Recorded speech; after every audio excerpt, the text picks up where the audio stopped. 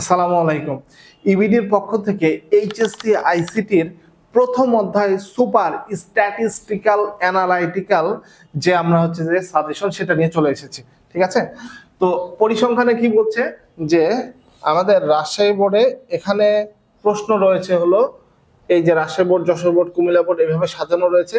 এটা হলো 24 সালের প্রশ্ন, এটা হলো 23 সালের প্রশ্ন, আর যে 20 সাল, 21 সাল, 22 সাল এই বোর্ডগুলোতে প্রশ্ন হয় নাই, মানে আইসিটি পরীক্ষা হয় নাই।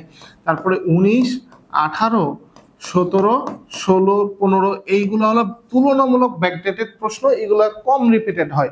আপডেটেড প্রশ্নগুলো বেশি গুরুত্বপূর্ণ, অতএব ফোকাস করা হয়েছে এই দুটাকে। তো চলো দেখা যাক। 1 নাম্বার চ্যাপ্টারে আমি অ্যানালাইসিস করে যেটা দেখেছি সবচেয়ে বেশি সহজ, সবচেয়ে কমন টপিকস, মানে একই টপিকস খালি একবার এ পাশে ভাসছে, একবার এ পাশে, আরেকবার এ পাশে, আরেকবার এ পাশে, মানে মাছটা একই, ভাজার স্টাইল আলাদা। যেমন চিকেনের কি হয়, অনেক রকম অনেক আইটেম হয় না, খালি একবার গ্রিল হয়, একবার চাপ হয়, একবার হচ্ছে চিকেন কষা হয়, চিকেন মশলা হয়, চিকেন দো পেঁয়াজি হয়। ওকে, তারপরে চিকেন দিয়ে স্যুপ বানায়, চিকেন দিয়ে আরো হাজার হাজার আইটেম বানানো যায়, রোল বানানো যায়। তো যাই হোক, আমাদের এখানে হলো সেই জিনিসটাই করেছে, টপিকস গুলোকে চিকেনের মতো মনে করো আর সৃজনশীল গুলোকে হচ্ছে যে আইটেম গুলোর মতো মনে করো। দেখো, তো ঢাকা বোর্ডে এখানে ভার্চুয়াল রিয়েলিটি, এই ভার্চুয়াল রিয়েলিটিকে মনে হচ্ছে 10 স্টার দিয়ে দিব। কেন দিয়ে দিব একটু পরেই বুঝতে পারবা। তারপর ভার্চুয়াল রিয়েলিটি, শ্রমবাজারের প্রভাব, এর কি রয়েছে শ্রমবাজারের প্রভাব, মানে এখানে এমন একটা সৃজনশীল ছিল যে শ্রমবাজারের ক্ষেত্রে সে ভার্চুয়াল রিয়েলিটি কিরকম প্রভাব ফেলে। ঠিক আছে, তো সেটা পাশাপাশি হলো রোবোটিক্স যে টপিকসটা, এখান থেকেও আমাদের একটা ছোট রিলেটেড একটা কোশ্চেন এসেছিল। মানে হলো তোমাকে ভার্চুয়াল রিয়েলিটি সম্পর্কে জানতে হবে আর রোবোটিক্স সম্পর্কে একটা ভালো আইডিয়া রাখতে হবে। তারপরে দেখো ভার্চুয়াল রিয়েলিটি থেকে কোথায় কোথায় এসে, এই দেখো ভার্চুয়াল রিয়েলিটি আর একটা প্রশ্ন, দুইটা এসে ভার্চুয়াল রিয়েলিটি। ওকে, তারপরে ভার্চুয়াল রিয়েলিটি এই দেখো কুমিল্লা বোর্ডে 24 সালে চলে এসেছে, সিলেট বোর্ডে হচ্ছে যে 24 সালে চলে এসেছে, তারপরে বরিশাল বোর্ডে 24 সালে চলে এসেছে। এপাশে কি আর আছে? এপাশে নাই। আমরা যদি পেজ চেঞ্জ করি তাহলে দেখতে পাবো যে এই দেখো দিনাজপুর বোর্ডে আবার এখানে ভার্চুয়াল রিয়েলিটি চলে এসেছে। এই যে দিনাজপুর বোর্ডে ভার্চুয়াল রিয়েলিটি, তারপরে ময়মনসিংহ বোর্ডে ভার্চুয়াল রিয়েলিটি, তারপরে এই ময়মনসিংহ 23 সালে ভার্চুয়াল রিয়েলিটি, দিনাজপুর বোর্ডে 23 সালে ভার্চুয়াল রিয়েলিটি। তার মানে এখানে একটা খেয়াল করো তো, এই এক এক বোর্ডে পোলাপান ভাবতে পারে যে 23 সালে তো আমাদের এই প্রশ্ন এসেছিল ভার্চুয়াল রিয়েলিটি থেকে, এবার মনে হয় আসবে না। বাট পরিসংখ্যান কি বলে যে 23 সাল, এপাশে কিন্তু 23 সাল, এপাশে 24 সাল, তো 23 সালে ভার্চুয়াল রিয়েলিটি এসেছিল, এখন মনে হয় এটা আসবে না। বাট দেখো দুইটাই কিন্তু চলে এসেছে, খালি একটা ঘতে ছিল, একটা গতে নিয়ে চলে এসেছে। আবার এখানে ময়মনসিংহ বোর্ডের হচ্ছে যে যে স্যারেরা কোশ্চিন করছে 23 সালেও ছিল এই টপিকস, আবার 24 সালেও ছিল। তার মানে এই ভার্চুয়াল রিয়েলিটি এতটাই গুরুত্বপূর্ণ, পূর্ববর্তী বছরে তোমার বোর্ডে প্রশ্ন যদি এসে থাকে এইবারও আসতেও পারে, না আসার সম্ভাবনা একদমই যে জিরো তা কিন্তু না। এবং এটা গুরুত্বপূর্ণ টপিকস। এটা কিভাবে পড়বা শোনো, এই ভার্চুয়াল রিয়েলিটি সবার প্রথমে অ্যান্সার করবা হচ্ছে যে কাকে বলে। ঠিক আছে, মানে সংজ্ঞা দেবা, সংজ্ঞা। ওকে, 1 নাম্বার। তারপরে ভার্চুয়াল রিয়েলিটি হচ্ছে যে কি, মানে কিভাবে কাজ করে, কিভাবে কাজ করে। ওকে, এটা 2 লাইন ব্যাখ্যা দিবা, এটা 1 লাইন লিখবা, এটা 2 লাইন ব্যাখ্যা দিবা।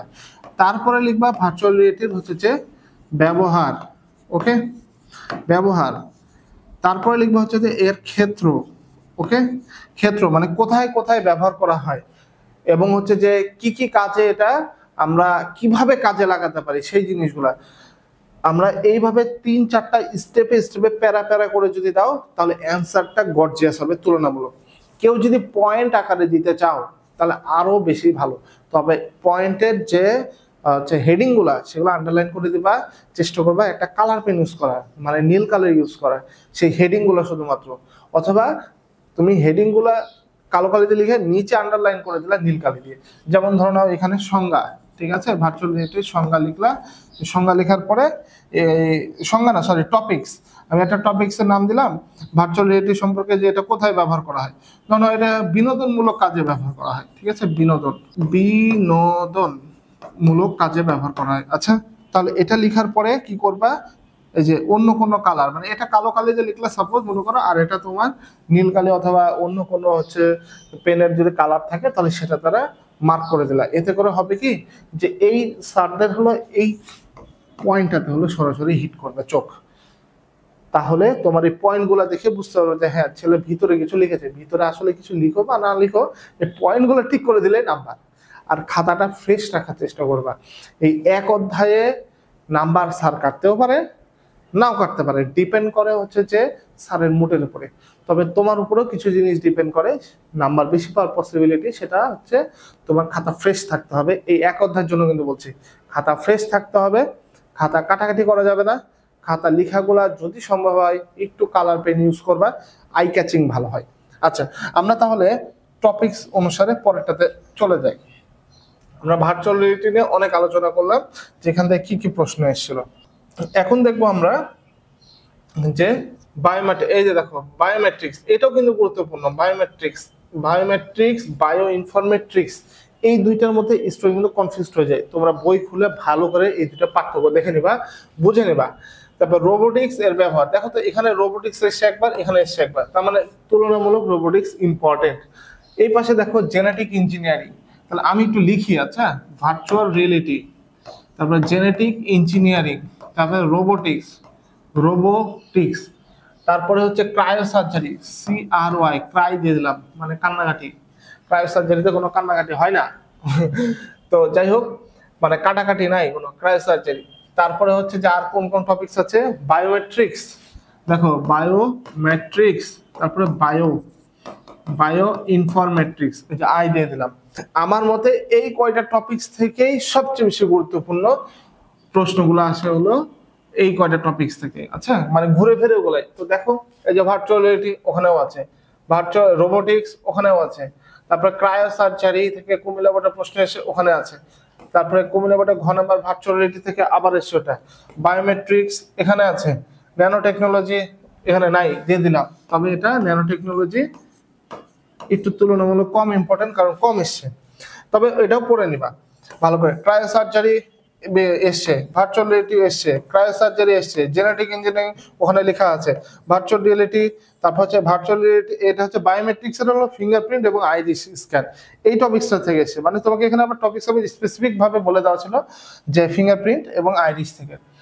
তারপরে রোবোটিক্স এখানে আছে, ভার্চুয়াল রিয়েলিটি এখানে আছে, ক্রায়ো সার্জারি আছে, জেনেটিক ইঞ্জিনিয়ারিং, ওই দেখো জেনেটিক ইঞ্জিনিয়ার আছে, এটা দেখো কম রিপিটেড হচ্ছে, তার মানে এটা একটু কম আসে। ক্রায়ো সার্জারি অনেকবার এসছে, তার মানে এটা আরো গুরুত্বপূর্ণ, অনেক বেশি ইম্পর্টেন্ট। বায়োমেট্রিক্স এসছে, তাহলে বায়োমেট্রিক্স গুরুত্বপূর্ণ। ন্যানো টেকনোলজি এসছে দুবার, এটাও গুরুত্বপূর্ণ। বায়োমেট্রিক্স, ঠিক আছে। ফেস রিকগনাইজেশন, এখানে হচ্ছে ফিঙ্গারপ্রিন্ট এবং আইরিস, আর এখানে ফেস, তার মানে হচ্ছে যে বায়োমেট্রিক্স নিয়ে যে কয়টা পয়েন্ট রয়েছে তোমার, এই পয়েন্টগুলো একদম তুলোধনা করে ফেলতে হবে। আচ্ছা, তারপর আর্টিফিশিয়াল ইন্টেলিজেন্স, এই জিনিসটা একটা বার এসছে, বাট এটা কিন্তু এখনকার হট টপিকস, বুঝছো?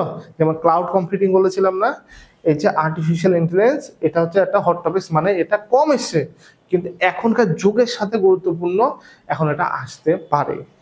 আর্টিফিশিয়াল ইন্টেলিজেন্স, AI, তারপর স্মার্ট হোম প্রযুক্তি, এটাও এসছে, ঠিক আছে। আচ্ছা, তাহলে আমরা এখান থেকে আমরা দেখতে পাইলাম যে আবার ভার্চুয়াল রিয়েলিটি, দেখছো ভার্চুয়াল রিয়েলিটি বলতে বলতে মুখে ফেরা উঠে গেল। Virtual reality, bio informatics, genetic engineering, দুইটা মিলে প্রশ্ন এসেছিল। এখানে আবার biometrics, virtual reality, genetics, biometrics, nano technology, virtual reality, হ্যাঁ হয়ে গেছে, বলা হয়ে গেছে। এত বারবার বললে আবার স্টুডেন্ট খেপে যাবে। তো যাই হোক, তোমাদের বলে দিলাম যে এই টপিকসের বাইরে আসবে না, ইনশাল্লাহ আসবে না, ঠিক আছে। তবে প্রতিটা টপিকস পড়ে রাখা ভালো। এই যা যা টপিকস গুলো দেখলাম, এগুলো বেশি ভালো করে পড়বা, আশা করি 100% কমন পাবা।